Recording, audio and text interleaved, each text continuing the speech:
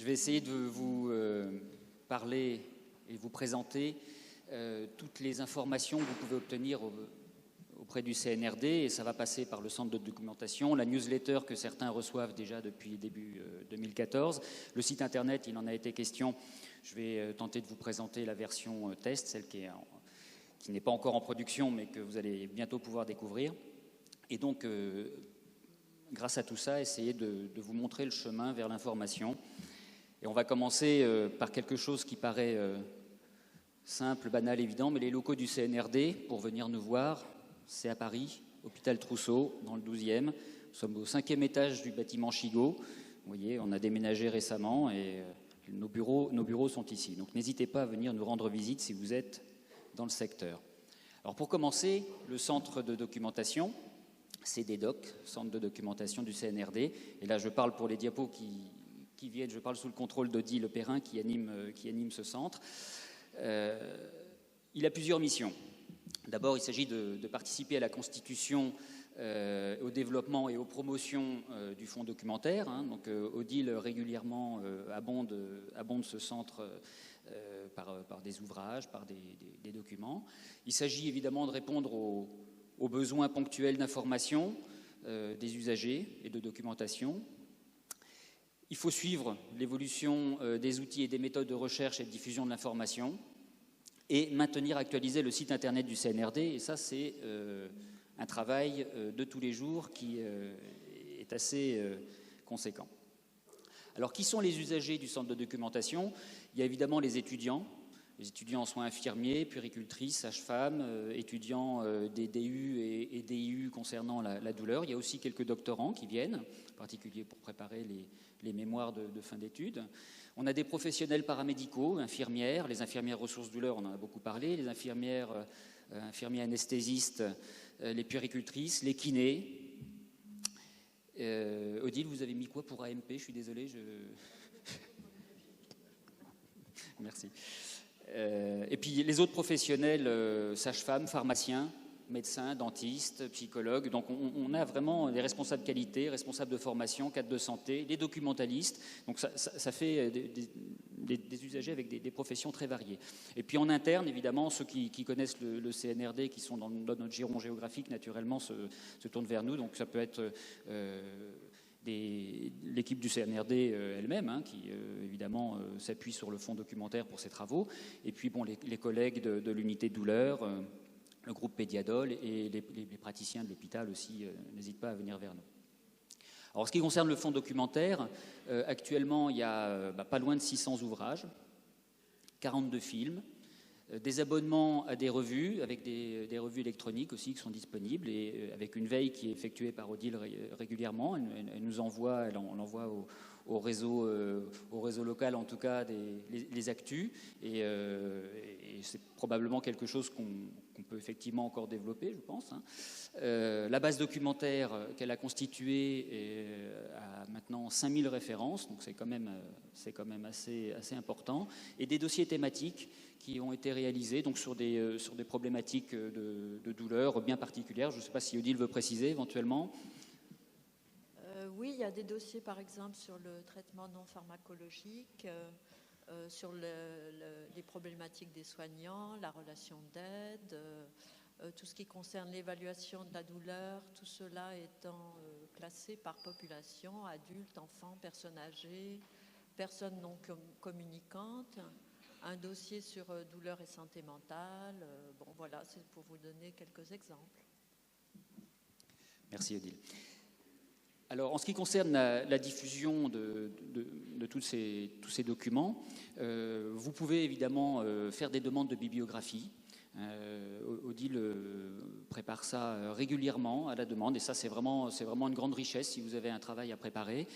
Il y a une diffusion qui évidemment se fait en interne, parce que bon, il faut bien qu'on travaille nous aussi, donc on récupère des articles scientifiques auprès d'Odile.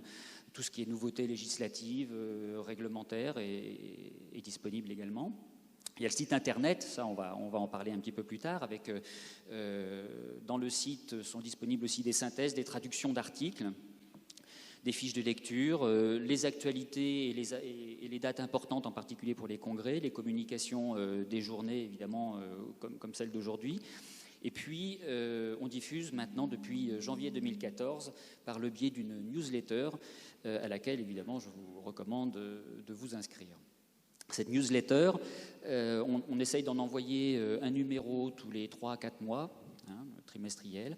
Et puis, ces objectifs, ça va être de diffuser une veille sur l'actualité douleur, sur les pratiques soignantes.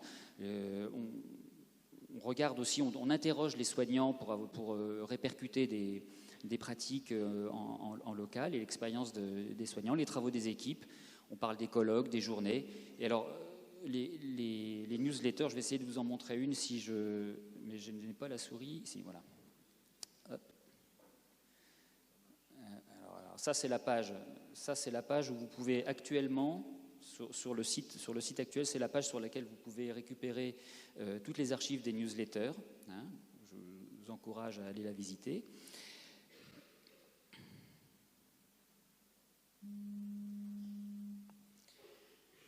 Alors, en ce qui concerne l'accès au centre de documentation, l'accueil se fait sur rendez-vous. Il faut contacter soit le secrétariat, soit Odile directement. Vous allez avoir son adresse Internet. Vous pouvez consulter sur place les documents, c'est possible. Vous avez vu qu'il y en a une petite table, il y a la possibilité de s'installer, d'avoir des photocopies. Et il est même possible de se faire prêter des documents via les centres de documentation des IFSI, Odile, je parle sous votre contrôle. Donc, afin de ne pas perdre les ouvrages, si vous êtes effectivement loin du CNRD géographiquement, on enverra l'ouvrage au centre de documentation de l'IFSI qui est proche de vous.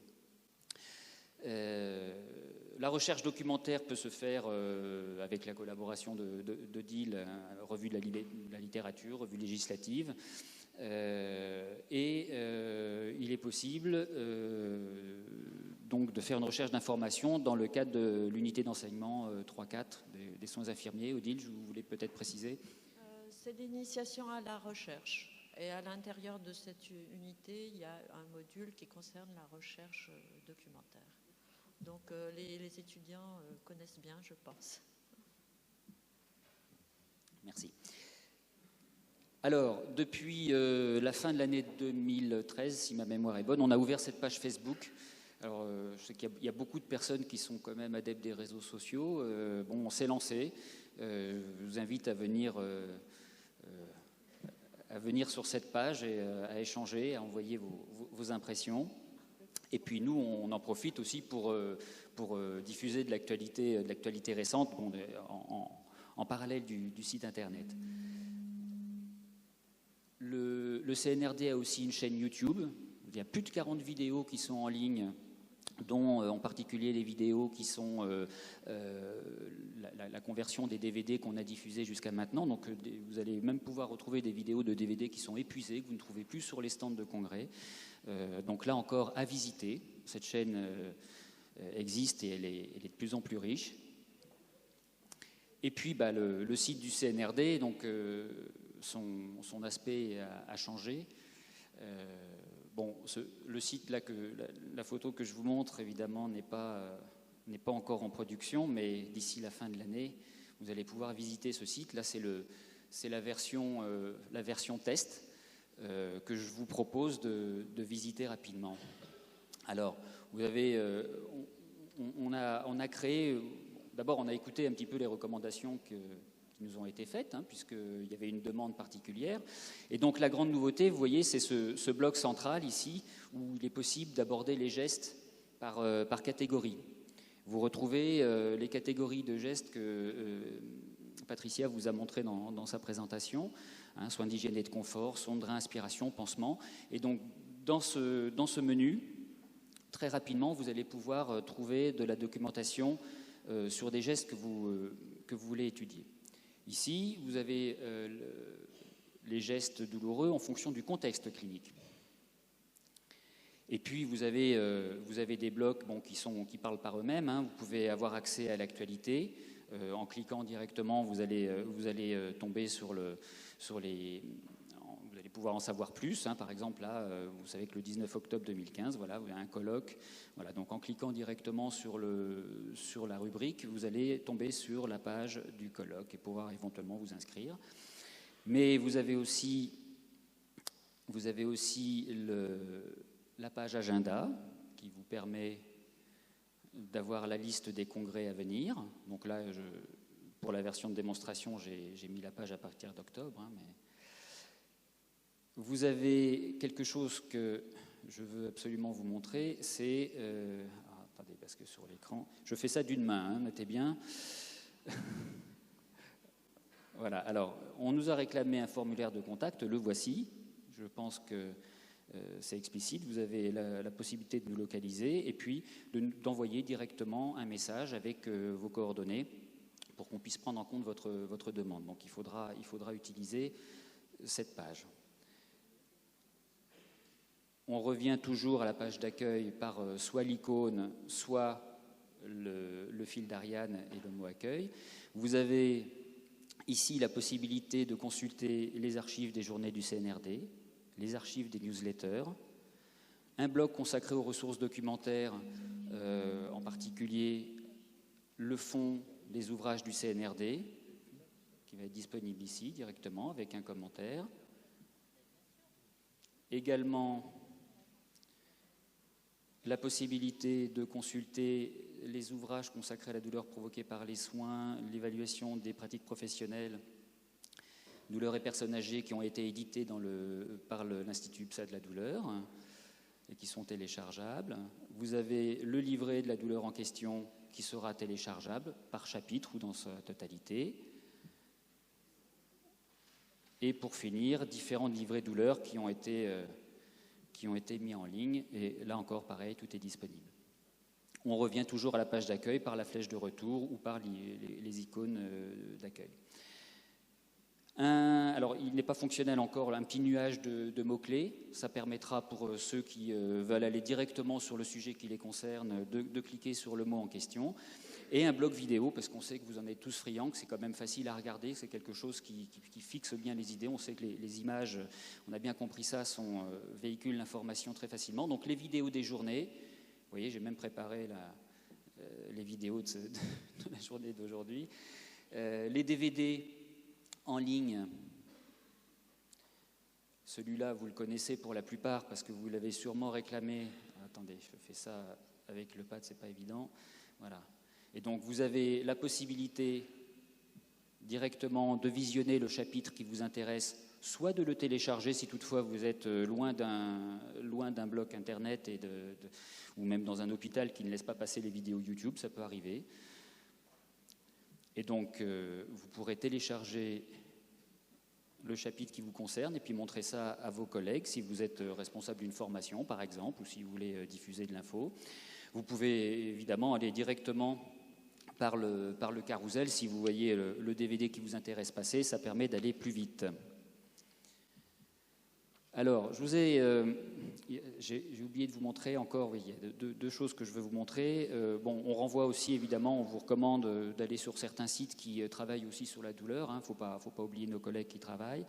Et puis, il y a un dispositif un peu particulier qu'on a mis en place sur ce site, c'est la possibilité d'aller directement sur la population par âge qui vous intéresse. Parce qu'effectivement, si vous travaillez en gériatrie, vous allez vouloir accéder à du contenu débarrassé de la pédiatrie, par exemple. Et donc, on peut choisir directement l'âge de la population qui nous intéresse. Donc là, je peux aller sur le contenu qui concerne uniquement les enfants, la pédiatrie. Ici, sur le contenu qui concerne les adultes. Et là, les personnes âgées. Alors, l'iconographie va changer. Hein. Je n'ai pas les droits pour le chat. Mais je pense qu'on ne m'en voudra pas. Alors pour finir, on vous a préparé un petit scénario avec Odile, et puis juste pour montrer qu'il est pratique d'aller en très peu de clics directement à l'information, puisqu'à priori, on a eu quelques reproches sur la navigation sur le site actuel. Donc mettons-nous dans la peau d'une infirmière libérale depuis peu de temps, qui exerce aussi dans un EHPAD qui est à proximité de son cabinet, et qui doit réaliser des pansements dans des bonnes conditions pour ses patients. Alors, les infos en moins de 3 clics, hein, c'est ça la règle. Hein. Je me rends sur la page personnes âgées.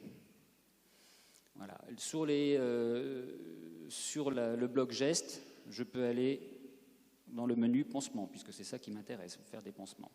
Voilà, donc là j'ai un petit résumé concernant les pansements et j'accède directement au contenu que le site propose et je choisis ce qui m'intéresse en premier. Mais je peux tout à fait retourner sur la page personnes âgées. Hop, je reviens. Et aller chercher les ressources documentaires que j'aurais pu trouver, par exemple dans le fond du CNRD. Je constate en regardant toutes ces références que le Méopa est un produit intéressant pour l'affection des pansements. Donc, ça permet d'élargir un peu le champ de la recherche. Et donc, je me rends sur le blog vidéo, comme je vous ai montré tout à l'heure, pour aller directement voir le DVD ou alors et choisir le chapitre en question. Alors, dans les archives de la journée, comme je suis allé aux journées du CNRD, je me souviens qu'en 2014, on avait traité de certaines choses. Et effectivement, il y avait les bénéfices du Méopa en médecine de ville. Donc je peux aller sur le sommaire de la journée 2014, soit lire le texte des actes qui correspond, soit directement regarder la vidéo de l'intervention. Mais ça, c'est possible de le faire également pour la journée 2013, parce que comme je suis un fidèle des journées du CNRD, comme Isabelle, qui vient tous les ans, je me rappelle qu'en 2013, il y avait quelque chose de très intéressant sur les pansements. Voilà. Alors, pourquoi je ne le trouve pas, évidemment. Voilà. Comment réduire la douleur lors des changements de pansement. Donc voilà, là j'ai le texte de Sylvie Maume avec la vidéo qui correspond et qui est directement visible. Alors, démonstration, normalement, ça devrait fonctionner. Merci. Voilà. Docteur Sylvie Maume, qui est gériatre et qui présentait à l'Espace Charenton en 2013 la façon de faire les pansements avec un minimum de douleur. Alors, dans mon petit scénario, si je veux me documenter un petit peu plus et pousser la réflexion, et puis surtout voir ce qu'il est possible de faire, je vais sur la page accompagnement CNRD en termes de recherche, et là, je vois que le CNRD a déjà travaillé avec une équipe en ce qui concerne musicothérapie et réflexion de pansement, donc je vais m'intéresser un petit peu à ça. Alors même si ce n'est pas mon exercice de tous les jours, ça me permettra d'en parler à mes collègues infirmières qui travaillent en dermatologie, parce qu'elles ont pour objectif de faire une étude, et peut-être qu'elles vont se rapprocher du CNRD à ce moment-là. Alors tout ça étant disponible, vous voyez l'information en très peu de clics. Il reste encore le moteur de recherche qui est assez intéressant, et donc j'écris pansement dans mon moteur de recherche et toutes les pages que je vous ai montrées, en fait, sont disponibles directement quand on tape le bon mot-clé dans le moteur de recherche, parce que toutes ces pages sont être référencées avec les mots-clés les plus pertinents possibles. Et je peux aller directement sur ma page, évidemment. Alors, population, pansement, population générale, je retrouve par exemple le chapitre consacré au geste. Voilà, donc ça c'est assez pratique. Et on va mettre ce site en production très prochainement. Pour la fin de l'année, vous allez, je pense, pouvoir en bénéficier. Voilà.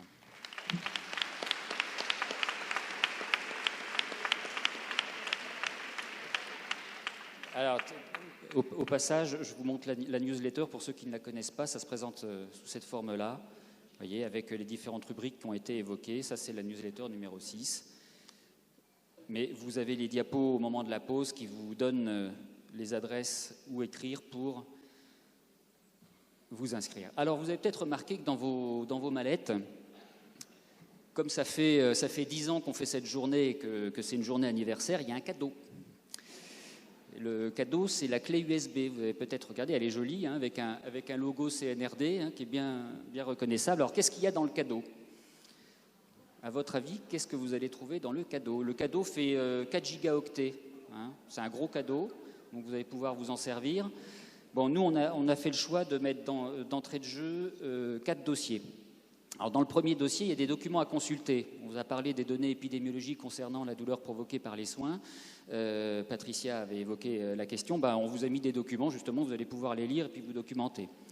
Dans le deuxième dossier, comme on sait que vous aimez vous former au Méopa et que la vidéo est un bon média, on a mis des chapitres significatifs du DVD, mais évidemment, le DVD, vous pouvez le voir aussi sur le site actuel. Il existe, il est visionnable si vous n'avez pas pu l'avoir. Le rôle infirmier autonome est quelque chose auquel il faut penser en matière de douleur provoquée par les soins.